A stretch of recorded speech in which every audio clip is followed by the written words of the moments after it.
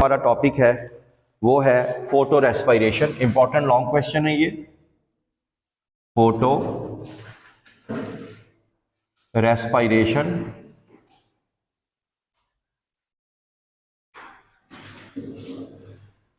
सबसे पहले तो आप यहां से टॉपिक को स्टार्ट करने से पहले समझ लें कि ये दो चीज़ों का कॉम्बिनेशन है। फोटो का मतलब होता है लाइट, ठीक है, ये आ गई लाइट आ गई। और रेस्पिरेशन तो आप पढ़ ही चुके हैं, तो ये भी रेस्पिरेशन ही कहलाएगा। रेस्पिरेशन में आपको पता है कौन सी गैस यूटिलाइज होती है, ऑक्सीजन, और कौन सी गैस रिलीज होती है, कार्बन डाइऑक्साइड। तो इसकी डेफिनेशन इसी हिसाब से ही बनेगी। तो हम इसकी सबसे पहले डेफिनेशन लिख लेते हैं, डेफिनेशन। और डेफिनेशन के मुताबिक the respiration which occurs in, हाँ जी, या occurs in the presence of light. तो the respiration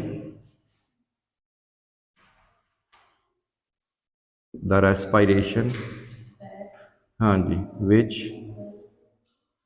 occurs in the presence of light, in the, हाँ जी, प्रेजेंस ऑफ लाइट। ऐसी रेस्पिरेशन को हम लोग कहते हैं फोटो रेस्पिरेशन। इसमें जो गैसेस एवॉल्व होंगी, ठीक है, हाँ जी, उसमें वही वाली बात होगी कि ऑक्सीजन जो है इसके अंदर यूटिलाइज होगी, इस्तेमाल होगी, यूटिलाइज, हाँ जी, और इसमें कार्बन डाइऑक्साइड एंड वाटर क्या होंगे, रिलीज होंगे, वाटर रिलीज होंगे। लेकिन साथ ही आपको यहाँ पे ये बताया जाएगा कि रेस्पिरेशन में आपको क्या चीज़ मिलती है, एनर्जी। क्या मिलती है? एनर्जी मिलती है। अगर फर्ज करते हैं रेस्पिरेशन के अंदर ऑक्सीजन यूटिलाइज होती है और कार्बन डाइऑक्साइड और वाटर क्या होती है, रिलीज होती है, लेकिन कम से कम एक फ़ायदा भी होता है कि आपको क्या चीज़ मिलती है, एटीपी आपको मिलती है। लेकिन फोटो रेस्पिरेशन में हालांकि वही काम हो रहा है, ऑक्सीजन क्या हो रही है, यूटिलाइज हो रही है, कार्बन डाइऑक्साइड और वाटर भी मिल रहे हैं, लेकिन इसमें आपकी एटीपी यूटिलाइज होती है, यानी ज़ाया होती है, यूटिलाइज्ड होती है, और इससे पौधे को फायदा भी कोई नहीं होता। रेस्पिरेशन में क्या फायदा हो रहा था, एटीपी मिल रही थी, लेकिन इसमें आपका ऑक्सीजन भी यूज कर रहा है, सब कुछ कर रहा है, लेकिन आपको एटीपी नहीं मिलती, बल्कि एटीपी इस्तेमाल हो जाती है और फायदा भी कोई नहीं होता। लिहाजा ये जो फोटो रेस्पिरेशन है ये एक वेस्टफुल रिएक्शन है, इसका पौधे को कोई फायदा नहीं है। बल्कि आप यहाँ पे ये भी बताएंगे कि इसकी वजह से आप लोगों की जो फोटोसिंथेसिस है प्लांट्स के अंदर, 25% फोटोसिंथेसिस यानी ग्लूकोज बनने का अमल जो है वो ड्रॉप हो जाता है, कम हो जाती है, बजाय फायदा करने। एटीपी भी नहीं बनी, ग्लूकोज भी नहीं बनेगी। कितने परसेंट कम हो जाएगी? तकरीबन 25%। तो ये आप लोगों ने इसमें बताना है जी। नहीं, अभी तो स्टार्ट किया ना। तो ये आप फोटो रेस्पिरेशन, अब फोटो रेस्पिरेशन जो है ये जिन प्लांट्स के अंदर होती है वो प्लांट्स हैं जी, कौन से इलाकों के? टेम्परेट इलाकों के प्लांट्स ज़्यादातर जो होते हैं, टेम्परेट जो मोतदल टेम्परेचर, यानी यूं समझ लो जहाँ पे 4 मौसम आते हैं, जैसे पाकिस्तान, इंडिया वगैरह हो गए, हमें कितने मौसम होते हैं? 4 मौसम, ठीक है, बहार भी आता है, ख़ज़ां भी आती है। तो ये यहाँ पे जो प्लांट्स पाए जाते हैं उनके अंदर ये कौन सा अमल होता है? फोटो रेस्पिरेशन का अमल होता है। बात में आ गए। इसी तरह एक और बहुत इंपॉर्टेंट इसमें टॉपिक ये है, एमसीक्यू में पूछा जा सकता है कि ऐसे बायोलॉजिकल प्रोसेस का नाम बताओ जिसके अंदर 3 ऑर्गेनल्स यूज होते हैं। 3 ऑर्गेनल्स, तो आपने बताना है 3 और ये फोटो रेस्पिरेशन का फिनोमेना है जिसमें प्लांट जो है अपने 3 ऑर्गेनल्स का इस्तेमाल करता है। कौन कौन से? एक का नाम है क्लोरोप्लास्ट, क्लोरोप्लास्ट। एक का नाम है परऑक्सीजोम, परऑक्सीजोम। और तीसरे का नाम है माइटोकॉन्ड्रिया। ये बहुत इंपॉर्टेंट शॉर्ट एमसीक्यू बनेगा आपका, ठीक है, माइटोकॉन्ड्रिया। तो फोटो रेस्पिरेशन में 3 ऑर्गेनल्स यूज होते हैं। बात फॉलो कर गए? अब आगे थोड़ा सा देखें, फोटो रेस्पिरेशन क्यों होती है, प्लांट कब करता है, अब इसके बारे में सुने। होता ये है, आपको अच्छे से पता है कि प्लांट्स के पास होते हैं लीफ, होते हैं लीव्स, पत्ते होते हैं। अब पत्ते जो हैं, जैसे मैं लीफ बना देता हूँ, दिस इज द लीफ, एक पत्ता बना देता हूँ मैं, बाकी समझ ही गए होंगे आप। ये लीफ आ गया। लीफ की जो आमतौर पे जो लोअर एपिडर्मिस होती है, निचला जो हिस्सा है इसका, वहाँ पे एक किडनी लाइक सेल्स होते हैं। उन किडनी लाइक सेल्स का नाम बता सकते? जी शाबाश, ये लीफ है, पत्ता है जी। पत्ते के निचली सरफेस पे आमतौर पे स्टोमेटा, और इन किडनी लाइक सेल्स को क्या बोलते हैं? Guard cells. ये जो गुर्दानुमा सेल्स होते हैं, इन्हें बोलते हैं गार्ड सेल्स। क्या बोलते हैं? Guard cells. ये गार्ड सेल्स हैं। और इन गार्ड सेल्स के दरमियान में जो सुराख होता है, जैसे ये वाला है, इसको स्टोमा बोलते हैं। स्टोमा या स्टोमेटा, ज्यादा होंगे तो स्टोमेटा कहलाएंगे, एक होगा तो क्या कहलाएगा? स्टोमेटा। बात समझ में आ गई? अब ये जो गार्ड सेल्स होते हैं, ये सारे दिन में क्या करते रहते हैं? कभी ये गार्ड सेल फूलते हैं, जब फूलते हैं तो इनके दरमियान में ओपनिंग बन जाती है, स्टोमेटा, और बाज़ औक़ात ये दोबारा से बंद हो जाते हैं। गार्ड सेल फ्लैसिड का सीधे हो जाते हैं तो ये बिल्कुल बंद हो जाते हैं, यानी स्टोमेटा क्लोज हो जाता है। तो स्टोमेटा कभी ओपन, कभी स्टोमेटा बंद। किसकी वजह से? गार्ड सेल्स की वजह से। तो गार्ड सेल बेसिकली क्या है? जैसे गार्ड कहाँ पे होते हैं? दरवाजे पे। तो गार्ड सेल, तो गार्ड सेल अलाउ करेंगे तो सुराख बन जाएगा, जुड़ जाएंगे तो सुराख बंद हो जाएगा, ऐसा ही है। अब होता ये है कि आपको पढ़ा होना चाहिए था कि अंदर, पत्ते के अंदर अगर हम चलें तो पत्ते के अंदर कुछ सेल्स होते हैं। इन सेल्स को हम लोग बोलते हैं मीजोफिल सेल्स। कौन से सेल्स?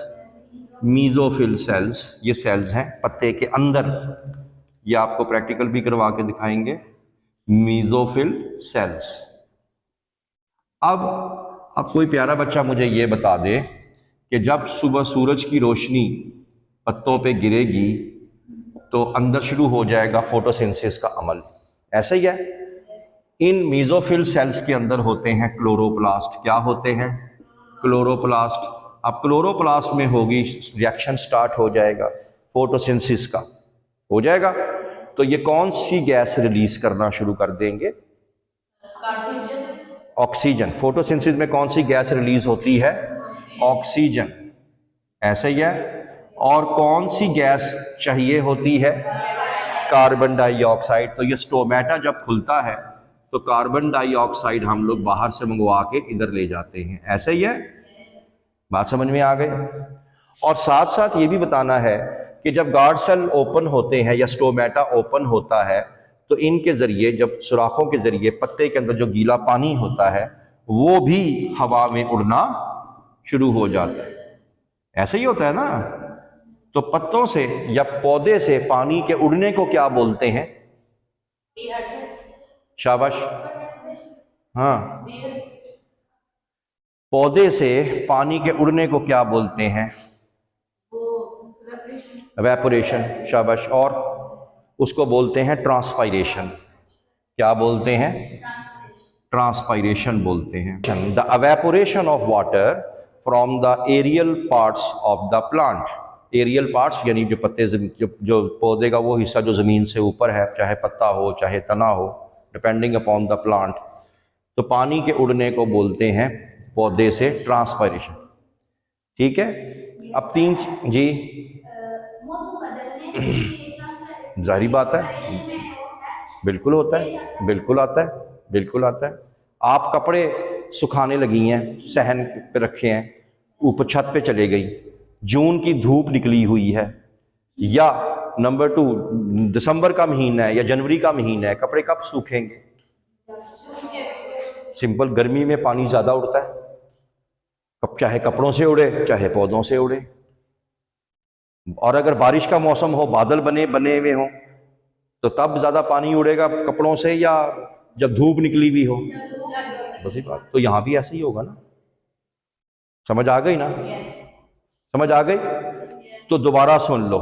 सूरज निकला तो अंदर गैस बनना शुरू हो गई, कौन सी? ऑक्सीजन। एक दफ़ा सहन में बैठा लो कि कौन सी चीज़ निकलेगी, कौन सी चीज़ जाएगी। फिर वही वाली मैं एग्जांपल दूंगा, नजूमी वाली। भाई फोटोसिंथेसिस में जो गैस रिलीज होती है वो ऑक्सीजन होती है, जो गैस कंज्यूम होती है वो कार्बन। तो बस फोटोसिंथेसिस होगी, ऑक्सीजन निकलेगी और ये ऑक्सीजन बाहर आ जाएगी जो हमें मिलती है, और कार्बन डाइऑक्साइड जो है वो कहाँ चली जाती है? अंदर, ठीक है, और ऑक्सीजन निकलती है, और जब स्टोमेटा खुलता है तो पानी भी उड़ता है। ऐसा ही है ना। लेकिन एक टाइम ऐसा भी आता है कि अगर temperature too much high, temperature अगर बहुत ज़्यादा हो जाए, टेम्परेचर अगर हाई हो जाए, वो ज़्यादा मतलब above 50 degree Celsius, 50 degree Celsius से भी ज़्यादा हो जाए, तो क्या होगा? तो ये होता है कि पौधे को एक ख़तरा पड़ जाता है, और वो ये कि उसको डर लगता है कि सारे का सारा जो पानी है वो उड़ ना जाए।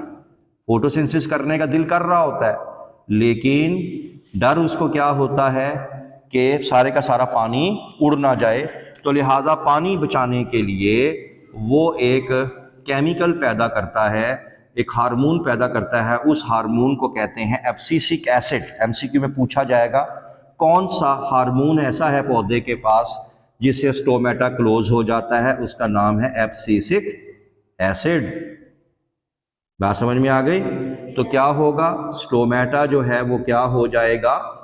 क्लोज हो जाएगा, स्टोमेटा बंद हो जाएगा। अब मुझे कोई प्यारे बच्चा चाहिए इस क्लास में जो इंतहाई अक्लमंद हो, वो ये बता दे जब स्टोमेटा बंद होगा पानी तो उड़ना बंद हो जाएगा, क्योंकि दरवाज़ा क्या हो गया? बंद। मेरा क्वेश्चन ये है कि अब अंदर पत्ते के अंदर कौन सी गैस ज़्यादा हो जाएगी और कौन सी गैस कम हो जाएगी? बहुत अच्छा जवाब दिया आपने। तो अंदर जो है ऑक्सीजन का लेवल जो है वो विदिन टाइम गुजरने के साथ साथ क्या होगा? ज़्यादा होता जाएगा, और कार्बन डाइऑक्साइड का लेवल कम होता जाएगा। असर में आ गई? जाहिर सी बात है, अंदर फोटोसिंथेसिस हो रही है, और फोटोसिंथेसिस में कौन सी गैस निकलती है? ऑक्सीजन। कौन सी गैस इस्तेमाल होती है? कार्बन। तो जाहिर सी बात, जो चीज़ इस्तेमाल हो रही है वो कम होना शुरू हो जाएगी, और जो चीज़ पैदा हो रही है वो बढ़ना शुरू हो जाएगी। और जब ऑक्सीजन का level, the level of oxygen जो है वो हो जाएगा less than 50 parts per million. देखिए 50 पार्ट्स पर मिलियन ही लिखा हुआ है बुक में। The level of oxygen when drops to 50 parts per million. तो फिर क्या होगा? आपको पता है, आप पढ़ के आ रहे हैं, अंदर एक एंजाइम होता है, उस एंजाइम का नाम था रुबिस्को। कौन सा एंजाइम? रुबिस्को, जो आपने केल्विन साइकिल में पढ़ा था, जो किसको अटैच करता है अपने साथ? कार्बन डाइऑक्साइड को। लेकिन अब क्योंकि कार्बन डाइऑक्साइड क्या हो गई है? कंसंट्रेशन कम, किसका लेवल ज्यादा हो गया है? ऑक्सीजन का। तो लिहाजा ये अपनी पार्टी बदलेगा और अब ये अटैच अपने साथ करवाएगा, हाँ जी, अटैच करवाएगा ऑक्सीजन को RuBp के साथ। अगर आपको याद हो, रुबिस्को किसके साथ जोड़ता होता है? RuBp के साथ। किसको जोड़ता होता है? कार्बन डाइऑक्साइड को। कहाँ पढ़ा था हमने? केल्विन साइकिल में।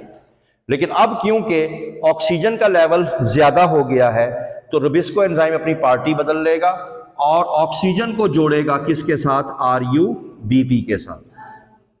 याद आ गया? याद आ गया? और जब ये अपनी पार्टी बदले और rubisco enzyme instead of attaching carbon dioxide to RuBp, it attach oxygen to the RuBp. This phenomena is known as photorespiration. यानी जब रुबिस्को एंजाइम कार्बन डाइऑक्साइड के बजाय ऑक्सीजन को आरयूबीपी से जोड़ना शुरू कर दे तो इसी फिनोमेना को हम क्या बोलेंगे? Photo respiration. बात समझ में आ गई? कंडीशंस मैंने बता दी। कंडीशन क्या होगी? टेम्परेचर पहले ज्यादा होगा, स्टोमेटा क्लोज होगा ताकि पानी के लॉस को बचाया जाए, दरवाजा बंद होने की सूरत में ऑक्सीजन का लेवल बढ़ जाएगा, तो फिर रुबिस्को एंजाइम जो है वो कार्बन डाइऑक्साइड को छोड़ देगा और ऑक्सीजन को पकड़ना शुरू कर देगा। समझ आ रही है? अब इसमें प्रोसीजर मैंने कहा था, इसमें कितने ऑर्गेनल यूज होते हैं? 3। तो हम अब तीनों ऑर्गेनल्स में क्या कुछ होता है ये अब आपने एक्सप्लेन करना है, अदरवाइज आपको पूरे मार्क्स नहीं मिलेंगे। मिसाल के तौर पे एक ऑर्गेनल का नाम था क्लोरोप्लास्ट, तो ये हमारे पास आ गया जी, दिस इज द क्लोरोप्लास्ट। थोड़ा बड़ा बना लेते हैं ताकि हमें रिएक्शन करने में आसानी हो। तो ये देखें, ये आ गया जनाब कौन सा जी? क्लोरोप्लास्ट। उसके बाद एक और ऑर्गेनल बना लेते हैं, इस ऑर्गेनल का नाम होगा जी परऑक्सीजोम। इसको भी थोड़ा बड़ा बनाएं, तो इसको भी थोड़ा बड़ा बना लेते हैं जी। तो ये आ गया जी, क्या आ गया? परऑक्सीजोम। तीसरा ऑर्गेनल कौन सा है? माइटोकॉन्ड्रिया। ये आ गया जी माइटोकॉन्ड्रिया। बात समझ में आ गई? 3 ऑर्गेनल्स आ गए जी हमारे पास। अब आपको पता है कि हमारे यहाँ पे एक साइकिल चलती है, उस साइकिल का नाम है केल्विन साइकिल। पढ़ के आ रहे हैं? This is the cycle which is known as which cycle? Calvin cycle. Calvin cycle में आपने एक एंजाइम पढ़ा था, उस एंजाइम का नाम क्या था? रुबिस्को। याद है? रुबिस्को, जो किसको जोड़ता है? रुबिस्को कार्बन डाइऑक्साइड को जोड़ता है किसके साथ? RuBP के साथ। तो मैं यहां लिख देता हूं RuBP। लेकिन अब क्योंकि पौधे में किसका लेवल ज्यादा हो गया? ऑक्सीजन का। तो अब क्या होगा? अब ये पार्टी बदल लेगा और ये जोड़ेगा, ऑक्सीजन जोड़ेगा किसके साथ? RuBP के साथ। तो जब RuBP के साथ ये ऑक्सीजन जुड़ेगी तो फिर 2 कंपाउंड्स बनेंगे, याद रखना। एक बनेगा जिसका नाम होगा फॉस्फोग्लिसरेट, जिसको आप क्या बोलते हैं? PGA। और एक बनेगा हमारे पास दूसरा कंपाउंड जिसको हम कहते हैं फॉस्फोग्लाइकोलेट। फॉस्फोग्लाइकोलेट बोलेंगे। PGA जो बनता है वो तो ठीक है, PGA तो बनना चाहिए, क्योंकि PGA कहाँ यूज होना होता है? केल्विन। जब तक केल्विन साइकिल में जाएगा तो हमें क्या चीज मिलेगी? ग्लूकोज मिलेगी। लेकिन एक बहुत बुरा कंपाउंड भी पैदा हो गया है, उसका नाम क्या है? फॉस्फोग्लाइकोलेट। RuBP में कितने कार्बन थे अगर आपको याद हो? 5 थे ना? तो इसके अंदर 3 कार्बन होते हैं। कितने कार्बन? 3 कार्बन। और फॉस्फोग्लाइकोलेट में कितने कार्बन होंगे? 2 कार्बन।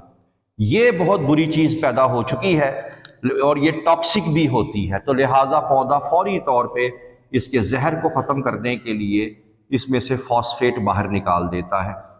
जब फॉस्फेट बाहर निकलता है तो पीछे पर रह जाता है ग्लाइकोलेट। क्या रह जाता है? ग्लाइकोलेट। और ये अमल MCQ में याद रखना, ये अमल हुआ किसके अंदर? क्लोरोप्लास्ट में। अच्छा पिकअप किया हुआ है लड़की ने ये। तो क्लोरोप्लास्ट में ये फिनोमेना कहाँ हुआ? क्लोरोप्लास्ट। अब ये जो ग्लाइकोलेट है ये आ जाता है परऑक्सीजोम में। तो ये आ गया जी ग्लाइकोलेट। ग्लाइकोलेट जो है यहां पे आने के बाद यहां पे इसमें ऑक्सीजन ऐड की जाती है। जैसे मैंने कहा कि इसमें ऑक्सीजन यूटिलाइज होगी, और ऑक्सीजन जब यूटिलाइज होती है तो ये बन जाता है H2O2, हाइड्रोजन परऑक्साइड। और आपको पता है कि परऑक्सीजोम को परऑक्सीजोम क्यों कहते हैं? क्योंकि ये क्या बनाता है? Hydrogen peroxide. और ये हाइड्रोजन परऑक्साइड बाद में वाटर में भी कन्वर्ट हो जाता है। और ये पीछे रह जाता है हमारे पास ग्लाइऑक्सिलाइट, ग्लाइऑक्सिलेट। ग्लाइऑक्सिलेट जो है ये कन्वर्ट होता है किसके अंदर? ग्लाइसिन के अंदर। ऐसे ही है ना, बुक में यही लिखा हुआ है, ग्लाइसिन में कन्वर्ट हो जाता है। अब ये जो ग्लाइसिन है ये आ जाता है कहां पे? हाँ जी, ये आ गया अब माइटोकॉन्ड्रिया में। ग्लाइसिन जो है जब यहां पे आता है तो यहां पे इसमें से एक तो अमाइनो ग्रुप निकलता है, अमाइनो ग्रुप निकलता है, ठीक है। उसके बाद यहां से कार्बन डाइऑक्साइड निकलती है। बात फॉलो कर गए? तो ये किस में कन्वर्ट हो जाएगा? सीरीन में। किस में? ये सीरीन में कन्वर्ट हो जाएगा यहां पे।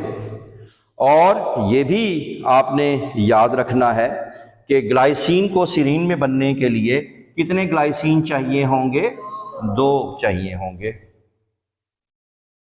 बासर में आ गए? उसके बाद ये जो सीरीन है ये आगे फिर ये चला जाएगा दोबारा किस में? पैरोक्सिसोम में। देखें बुक में, देखें ये गया है पैरोक्सिसोम में कि नहीं? गया हुआ है, ठीक है। यहां पे एक अमल और भी होता है, वो भी मैं बता दूं जो बुक में शायद ना हो। NAD से क्या बनता है? NADH बनता है। उसके बाद ये जो सीरीन है ये दोबारा कन्वर्ट होता है हाइड्रोक्सी पाइरूवेट में, हाइड्रोक्सी पाइरूवेट में। और यहां पे NADH जो है वो इस्तेमाल हो जाता है और दोबारा से जाया होके क्या बन जाता है? NAD। उसके बाद ये बन जाता है, क्या चीज बन जाती है जी? ये बन जाता है ग्लिसरेट। ग्लिसरेट। अगर आपकी बुक में, अगर आप देखें आपकी बुक में क्या बना हुआ है?